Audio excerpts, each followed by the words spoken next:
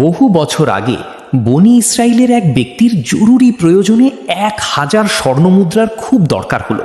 সে অন্য এক ধনাঢ্য ব্যক্তির কাছে গিয়ে এই টাকা ধার চাইল।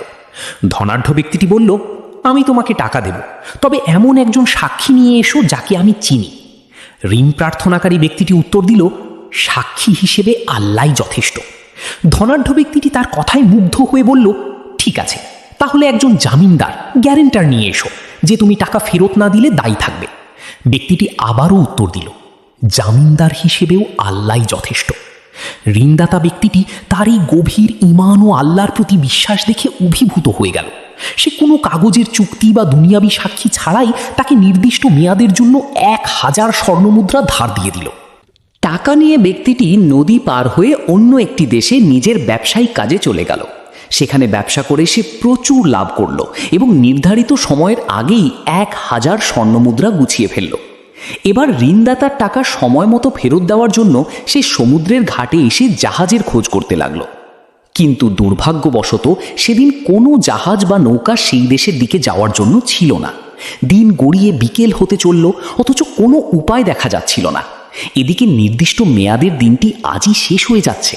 ব্যক্তিটি চরম দুশ্চিন্তায় পড়ে গেল যে সে সময় মতো টাকা না পৌঁছলে ঋণদাতার কাছে মিথ্যাবাদী প্রমাণিত হবে এবং আল্লাহর নামে নেওয়া অঙ্গীকার ভঙ্গ হবে। কোনো উপায় না দেখে সে আল্লাহর উপর পূর্ণ ভরসা করল।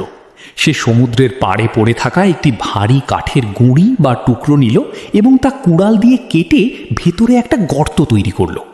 সেই গর্তের ভেতর সে 1000 স্বর্ণমুদ্রা এবং সাথে একটি চিঠি ভরে দিল। চিঠিতে লেখা ছিল, ভাই, আমি কোনো জাহাজ না পেয়ে আল্লাহর জিম্মায় এই টাকা পাঠালাম। এরপর সে গর্তের মুখটি খুব ভালো করে বন্ধ করে দিল এবং কাঠের টুকরোটি নিয়ে সমুদ্রের পানির কাছে দাঁড়ালো। সে আকাশের দিকে তাকিয়ে বলল, হে আল্লাহ, তুমি ভালো করেই জানো যে আমি যখন অমুকের কাছ থেকে 1000 দিনার ধার নিয়েছিলাম, সে আমার কাছে সাক্ষী ও জামিনদার চেয়েছিল। আমি বলেছিলাম, সাক্ষী ও জামিন হিসেবে আল্লাহই যথেষ্ট। সে তোমার উপর ভরসা করে আমাকে এই টাকা দিয়েছিল। আজ আমি অনেক চেষ্টা করেও কোনো জাহাজ পাইনি, তাই আমি এই আমানত সরাসরি তোমার হাতেই সোপর্দ করছি। তুমি এটি তার কাছে পৌঁছে দাও। এই বলে সে কাঠের টুকরোটি সমুদ্রের উত্তাল তরঙ্গে ভাসিয়ে দিল। কাঠটি চোখের আড়াল না হওয়া পর্যন্ত সে তাকিয়ে রইল এবং মনে এক অদ্ভুত শান্তি নিয়ে বাড়ি ফিরে গেল।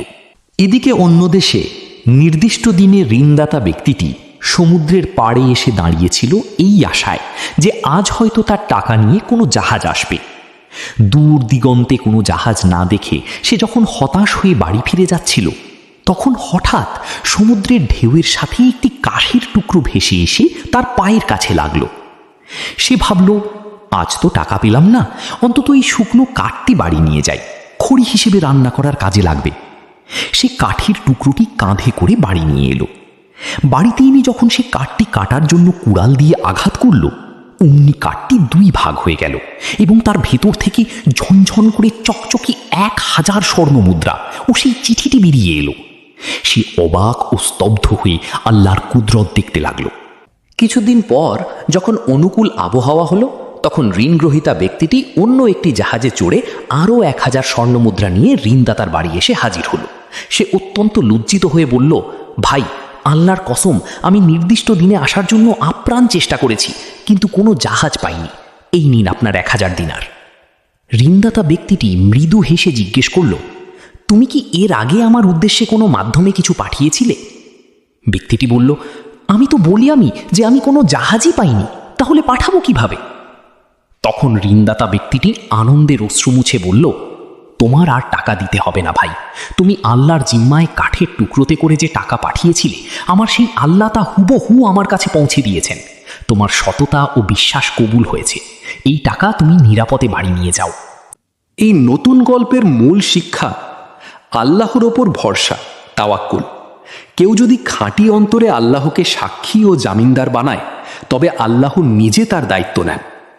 আমানতদারি, চরম বিপদেও আমানত রক্ষার জন্য বান্দা যখন সর্বোচ্চ চেষ্টা করে, তখন প্রকৃতি ও সমুদ্রের ঢেউও তার অনুগত হয়ে কাজ করে।